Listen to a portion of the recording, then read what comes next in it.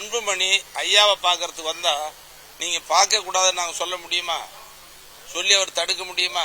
அவர் வர்றவர் ஏன் வேண்டான்னு சொன்னாங்க?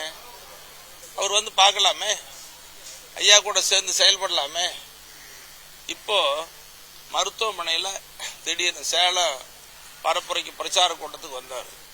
திடீர்னு உடல்நல குறைவு. எல்லாம் நாங்களாம் ஆடி போயிட்டோம், அசந்து போயிட்டோம், கண்ணீர் வடித்தோம். மருத்துவமனையில் சேர்த்தோம். மருத்துவமனையில் சேர்த்து மருத்துவர்லாம் பரிசோதனை. அப்போ அன்புமணி வரலாம் தானே? அவர் பேசுறாரு, வந்து அப்பாவை பார்க்கறத விட்டுட்டு பாசம் இருந்தா அல்லது யாராவது தெரிஞ்சவங்களா இருந்தா கூட மருத்துவமனையில் ஒருத்தர் சேர்த்துட்டாங்கன்னா வந்து பார்ப்பாங்க, நல்லா விசாரிப்பாங்க. பெத்த தகப்பன், வளர்த்து ஆளாக்கினவர், மத்திய அமைச்சர் பதவி கொடுத்தவர், தலைவர் பதவி கொடுத்தவர், இவ்வளவு உயரத்துக்கு ஆளாக்கின அப்பாவை பார்க்கறதுக்கு மருத்துவமனைக்கு வரல. வெளியில என்ன பேசுறாருன்னா, அவருக்கு ஏதாவது நடந்ததுன்னா தொலைச்சிருவேன், என்ன நடக்குன்னு தெரியாது பாருங்க. என்ன பேசுறது இது? இதெல்லாம் ஒரு பேச்சா? யாராவது அப்படி கேட்பாங்க? உங்களுக்கு அப்பா மேல அக்கறையா இருந்தா நேரம் ஓடி வந்திருக்கணும் மருத்துவமனைக்கு. அவர் வந்திருக்கலாம், அவருடைய மனைவி வந்திருக்கலாம், அவர் பெண் குழந்தைகள் வந்திருக்கலாம், எல்லாத்தையும் கூட்டிட்டு வந்து பார்த்துருக்கலாமே. சரி, அங்க இல்ல, அப்போலோ மருத்துவமனையில் அடுத்த நாள் கொண்டு வந்து சேர்க்கிறோம், அங்க வந்து பார்க்கலாமே. அங்கேயும் வந்து பார்க்கல. ஆனா அவங்க சகோதரி கிட்ட சின்ன மகள், ஐயாவினுடைய சின்ன மகள்கிட்ட ஒரு செய்தியை சொல்லி ஜி.கே. மணியை அடிச்சு துரத்தினாங்க, மருத்துவமனையிலே அனுமதிக்கலன்னு சொல்லி அன்புமணி சொல்லி அனுப்பிச்சு ஒரு செய்தியை முகநூல்ல பரப்புறாங்க. இது எவ்வளவு பெரிய அவமானம்! யாருக்கு அவமானம்? ஜி.கே. மணிக்கு அவமானமே இல்லை. சொல்ற உங்களுக்கு தான் அவமானம். இது உண்மையை சொன்னா எங்களுக்கு அவமானம் இருக்கலாம், பொய்ய சொன்னா பொய்யவே பேசிட்டு தான் இப்படி அப்படி மருத்துவமனையில. சரி, இதுக்கு முன்னால ஒரு 6 மாசத்துக்கு முன்னால உடல்நலம் பாதிக்கப்பட்டார். அப்ப ரொம்ப கடுமையா பாதிக்கப்பட்டார். அப்போதான் வந்து பாத்துருக்கலாம்ல. மருத்துவமனையில தைலாபுரம் தோட்டத்து வீட்டுக்கு வந்தார். அப்போவாது வந்து பாத்தீங்களா? இன்னைக்கு வரைக்கும் வந்து பார்க்கல. ஐயாவுக்கு 60வது திருமணம். அப்ப ஐயாவுக்கு எவ்வளவு வருத்தம் இருந்தா கூட, வேதனை இருந்தா கூட சொல்றாரு.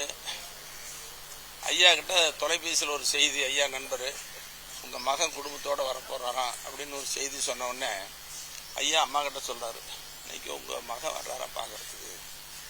உள்ளுக்குள்ள எவ்வளவு சந்தோஷப்பட்டிருக்கும். 60வது கல்யாணம். வரல. ஐயாவினுடைய பிறந்த நாள் அன்னைக்கு வரல. எந்த நிகழ்ச்சிக்கு வரல. வராத ஒரு மகன் ஜி.கே. மணி கூட இருக்கிறான், ஐயா கூட இருக்கிறாங்கிறதுக்கு ஒரே காரணத்துக்காக என்னையும் எங்க அப்பாவையும் பிரிச்சுட்டாரு, எங்க குடும்பத்தை பிரிச்சுட்டாரு அப்படின்னு இவர் அன்புமணி சொல்றாரு.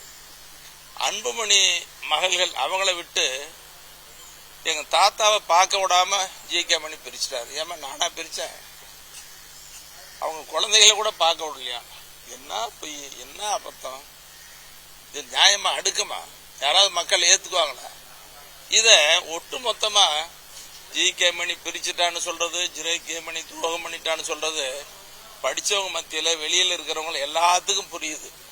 அன்புமணி இவ்வளவு ஐயாவுக்கு துரோகம் பண்ணிட்டாருங்கிறது எல்லாருக்கும் தெரியுது. ஆனா கிராமத்தில் இருக்க சாதாரண மக்களுக்கு, அடித்தட்ட மக்களுக்கு அந்த செய்தி புரியல. இந்த பெண்கள் போய் ஜி.கே. மணி எங்க அப்பாவையும் தாத்தாவையும் பிரிச்சுட்டாரு, எங்களை பார்க்க விடலன்னு சொன்ன உடனே அவங்க ஏதோ உண்மைதான் நினைச்சிட்டு சில பேர் கண்ணீர் வடிக்கிற மாதிரி காட்சி. எவ்வளவு பெரிய நாடகம்! நாடகம் நீண்ட நாளைக்கு எடுபடாது. உங்களுக்கு அப்பா வேணும்னா, தாத்தா வேணும்னா நேரா வந்து பாருங்க. நாங்கெல்லாம் தடையா இல்லை. எதுக்கு தடையா இருக்கிறோம்? சரி, பாட்டாளி மக்கள் கட்சிக்கு தலைவர் வேணும்னு சொன்னார். ஐயாவும் சொன்னார், நானும் சொல்லி அவர் தலைவராகலான்னு தலைவராகிட்டோம். தலைவராகிட்டா நீங்க இருந்து செயல்படுங்க. குறிப்பா அன்புமணியினுடைய வளர்ச்சியில இந்த ஜி.கே. மணி அவ்வளவு அக்கறை எடுத்துட்டு செயல்பட்டேன். சென்னையா சென்னையான்னு சொல்லி தமிழ்நாடு முழுக்க ஒவ்வொரு மாவட்டத்துக்கும் அழைச்சிட்டு போய் பொதுக்குழு நடத்தி, அவரை அறிமுகப்படுத்தி, மாநாடுகள் நடத்தி, அவருடைய பெருமைகள்லாம் பேசி, ஐயாவுக்கு அடுத்தது அவர் பெரிய அளவில் வளரணும்னு சொல்லி ரொம்ப உழைச்சான். எந்த வகையில ஒரு துளி அளவு கூட, எல் முனை அளவு கூட அன்புமணி மேல நான் குரோதமா விரோதமா வச்சதே இல்லை. அவர் வளரணும்னு தான் நினைச்சான். அவர் தலைவராக்கி கொஞ்ச நாளையிலேயே பாட்டாளி மக்கள் கட்சியினுடைய முகவரியை மாத்திட்டார். அவருடைய வீட்டுக்கு மாத்திட்டாரு. நாட்டுமுத்து நாயக்கன் தெரு 63, அதுதான் நிரந்தர முகவரி. மாத்திக்கிட்டாரு. மாத்திக்கிட்டு 2022ஆம் ஆண்டு பொதுக்குழுவில் அவர் தலைவராக தேர்ந்தெடுத்தது. 2025 பதவி முடியுது. ஆனால் போலியான ஒரு ஆவணத்தை தயார் பண்ணி தேர்தல் ஆணையத்தை கொடுத்து தேர்தல் ஆணையத்தில் இருக்கிற ஒரு சிலரை கைக்குள்ள வச்சுட்டு ஒரு கடிதம் வாங்கிட்டார். 2026 வரைக்கும் பதவி இருக்குதுன்னு கடிதம் வாங்கிட்டு நான் தான் தலைவர், பாட்டாளி மக்கள் கட்சி என்னதுதான், மாம்பழ சென்னை என்னதான்னு இன்னைக்கு போலியா உரிமை கொண்டாடிட்டு இருக்கிறார்.